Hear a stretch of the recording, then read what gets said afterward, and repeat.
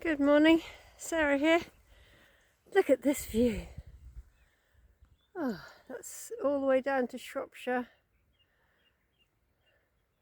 and then up to the Cambrian Mountains and then, oops, no, sorry, looking south that way, and the Cambrian Mountains are that way, sorry. Oh, but what a lovely day. Absolutely beautiful. How you all doing? Sarah here. Not quite sure what I was going to talk about today.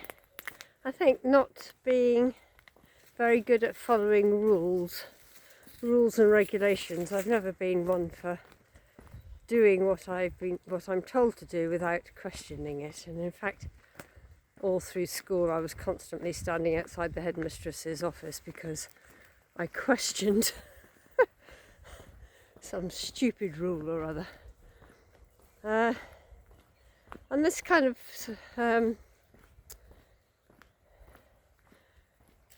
works with, spirituality or the church or whatever. I've never been one for following. Oops, it's a bit icy along here. Whoa. Following the rules, doctrine of the church, saying this is how you need to pray, and you have to do it every day on a Sunday, and you have to do it in a church, and you have to have somebody called a priest or a vicar telling you how to do that, being the intermediary between us and God. And that never really sat very well with me. I went to a convent when I was very little, infant school,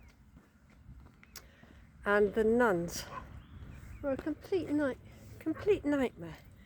They was, I wasn't Catholic. I'm not Catholic, and I was probably, the one of two children in school who weren't Catholic, and the nurses felt they had to punish me for not wanting to go to church on a Tuesday afternoon. So they made me stay back in school and locked me in a room, and I had to write lines asking forgiveness from God for not wanting to go to church on a Tuesday afternoon instead of playing games. I don't know. Anyway, so that rebelliousness, if you like, lasted throughout my life. Well, I still have it really to a certain extent. I was always brought up as a Christian. My mum is, I wouldn't say she's devout, but she's certainly a believer. But I always had a problem with, the church. And as I've got older, and as I started delving into my spirituality, if you like, actually what is it I believe in, if anything, and I went through time as a Zen student, and I found that full of rules and regulations, couldn't be doing with it. So that lasted about 5 years, I guess. I got fed up of sitting on a cushion staring at a wall.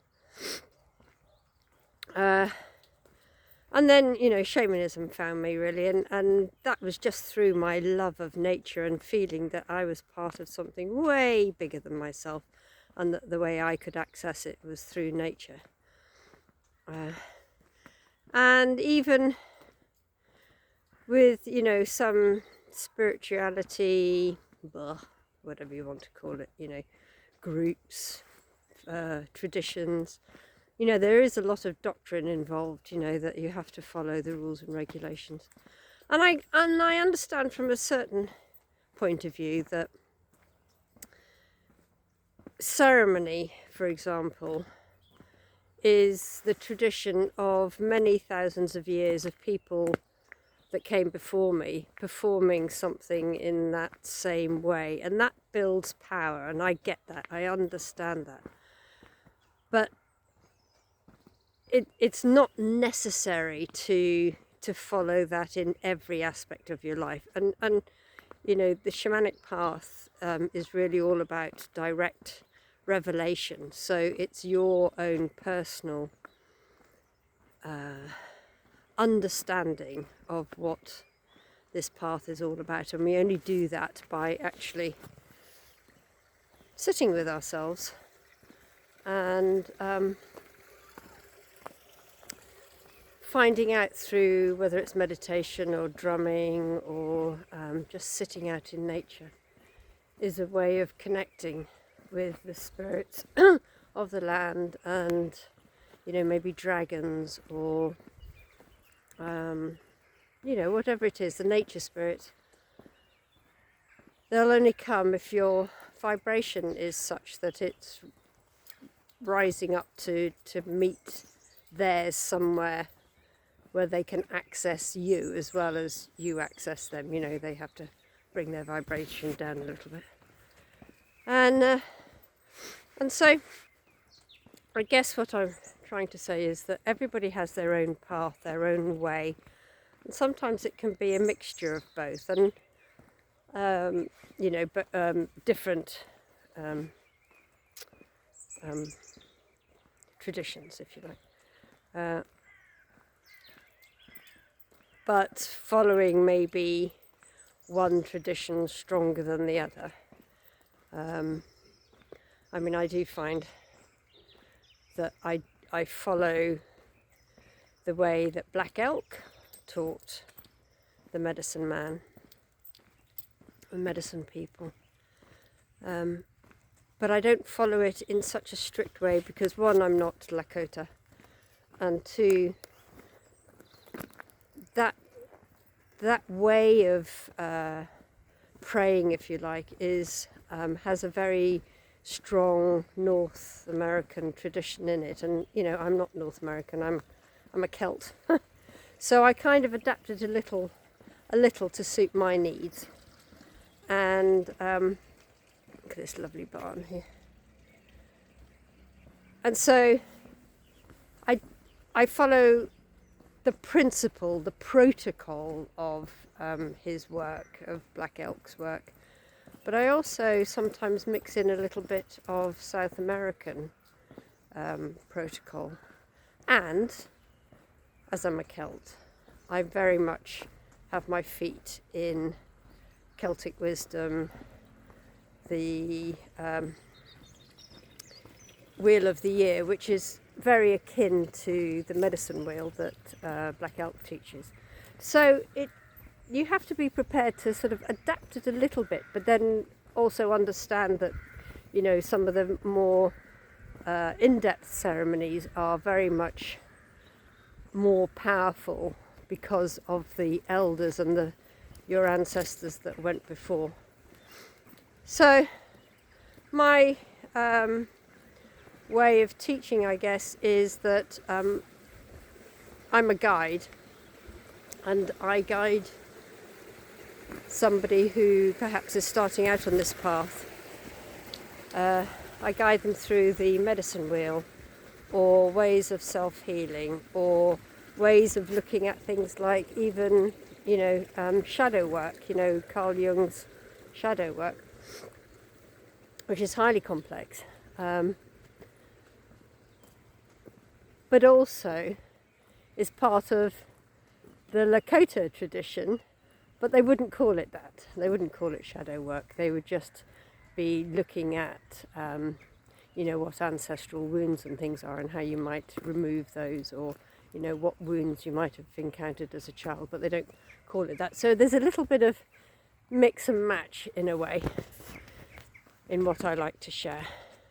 And that might appeal to you and it might not. You know, some people like to follow traditions absolutely to the letter, but I think we've moved past that now. I think we've moved past that time of having to stick to the rules.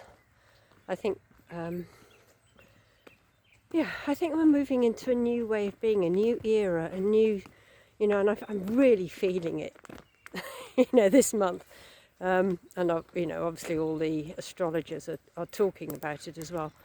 But I really feel as if we're moving into, you know, a huge new way of being. That, you know, maybe the old healing protocols don't apply anymore. Maybe, you know, we move into something less structured, if you like. And it's all a case of experimentation as well. You know, I like to try different things for myself and see how that works. And, you know, I'm very much connecting with dragons at the moment. And, you know, I'm just starting out on this path. And this is really new to me because, you know, for my shamanic path is very much grounded. And I thought, you know, mistakenly, I thought that dragons were very galactic beings or what have you, but they're not. They're really grounding. And so I'm beginning to work with that now in my practice. So yeah, so it's whatever works for you, really. That's what I'm trying to say. We don't have to follow those rules. And I'm glad I didn't as a child because they just don't make sense. You know, all the stuff that's coming out, you know, now, most recently is one, you can't trust a spiritual teacher if he puts himself on a pedestal. And secondly, I don't know, I've forgotten what I was going to say. That we've been told a pack of lies all our life and our history isn't what it is. And, you know, we're being set up to encounter some alien stuff, whether that kind of speaks to you or not. You know, but I think we've just got to be open to the fact that we have been lied to for a very, very long time. And those rules were set out not for our benefit necessarily, but for the benefit of a select few. So yeah, so that's my thought for today on this beautiful sunny day as I walk back down. I'm on a really nice long walk today because I've hardly been out before. I just move out the way of the car that's coming. I'll see you all soon. Bye for now.